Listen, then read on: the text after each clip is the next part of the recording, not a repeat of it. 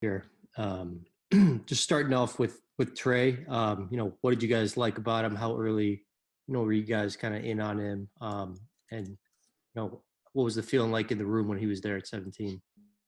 He's a guy that we've, I think picked up steam with our scouts as the year went along.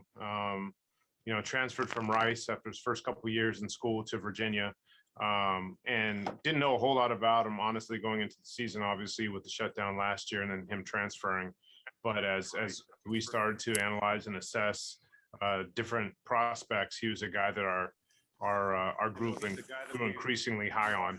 And in this draft process, when he came in and he visited, he had a really good workout, shot the ball really well, and just his characteristics and his traits, high level, high character kid, really, like I said, long wing defender, slants that way, really gives effort defensively, and can really shoot the ball.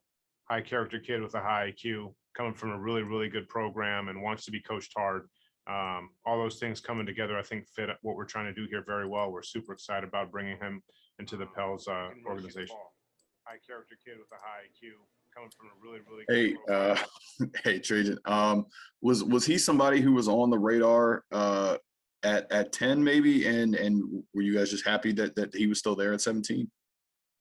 I don't know that he was on the radar at 10. I mean, we liked him a lot.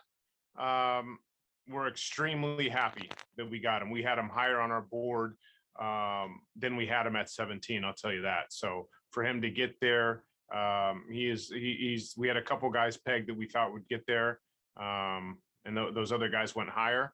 But he's a guy that we wanted, we targeted, and we're extremely happy to get him. How are you guys? Hey, what's up, Trajan? This is Will from The Athletic. How are you guys feeling when Herb Jones was still on the board there in the second round for you guys? Man, we were ecstatic. I mean, he's a guy that obviously is right here in our region. Have watched him a lot live over the years. Obviously, with COVID this past year, it was hard to get to see him in person, but watched a ton of them on tape. They're an exciting team to watch. SEC Player of the Year, SEC Defensive Player of the Year, and to have him, I think his hometown is about 2.5 hours from here. So everything that he brings, high character, young man, came from a great program.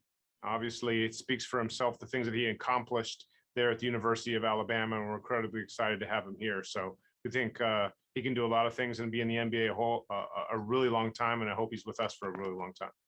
Was that a priority for you guys going in, getting big wing defenders like Trey and Herb, or was it just the way the board kind of fell for you guys? That's a great question. I think I don't know that we went in targeting that. I think definitely at 17, it's something that we wanted. At 35, I thought we wanted high character human beings. We've talked about that for a long time.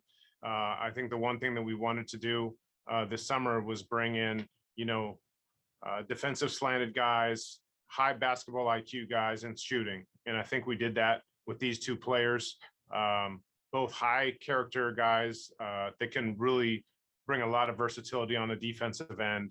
One can really shoot the ball. One of them can play make. And I think he shot the ball really well. That's something that Herb is still working on. But two guys that we really, really like and will implement really well with the guys that we already have on our roster. Trajan, Christian Clark here again. You hit on it a little bit, but characteristics that you guys are looking for this summer. But just looking back at last year's record, not where you wanted it, but a number of those games are very close. I mean, what qualities do you feel like you guys are just prioritizing this summer, whether it was through the draft or free agency, that you feel like are essential to bring in for next year's roster? I think high character, highly competitive guys that are team first, and I think we got that with these two guys. And they're excited to be here. There's two guys that wanted to be here in New Orleans. One of them, when we talked to him, got extremely emotional. The other was in the middle of, kind of celebrating with his family. So both very, very excited to be here, which is important for us. We want players, we want people that want to be here in New Orleans and be here as part of our organization that we can grow with long term. And I think we have that with these two guys, but they're highly competitive. They're versatile on both ends of the floor, and they'll fit in seamlessly with our group. And we look forward to, to develop them and have them here for a long time. Is there anything more you can share just about, you know, the moment when you said, hey, you're going to be New Orleans Pelican, you know, as far as the emotions that, you know, came from these players? You know what? We don't talk to him a whole lot. You know, we'll talk to him more tomorrow, but it's just, hey, it was a brief conversation with a lot of different people. I think Trey was in North Carolina having a party someplace with a lot of people, draft party. I think Herb was home, but I mean, we want to let them enjoy the night with their family and their friends and the people in their circle that are surrounding and they're celebrating with that are special to them. And we'll have a long time with them going forward. But this is a night for them. We're extremely happy for them. It's a dream come true for all of these kids. So we'll have more than enough time to spend with them in the upcoming days and in summer league in terms of getting to know them. But we're extremely excited to add both of these two guys to our group. Hey, Trajan, this is Fletcher from NBC in New Orleans.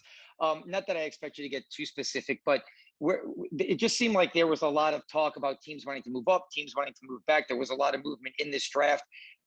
How much discussion did you all have, or how much were you all approached by other teams about 17th pick in even moving back or doing, you know, more deals than you did tonight? I guess how active of a night was this maybe compared to other years for you?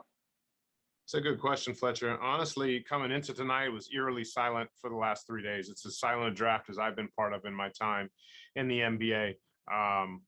You know, I think initially when we did the Memphis trade and we were sitting, or the proposed Memphis trade that we've agreed upon, obviously that's not going to be executed until August, but we got some calls on 17 when people knew that we were holding, but we really, really like 17. And so it's not something that we were trying to move. We felt that we could get a player there that we really, really liked.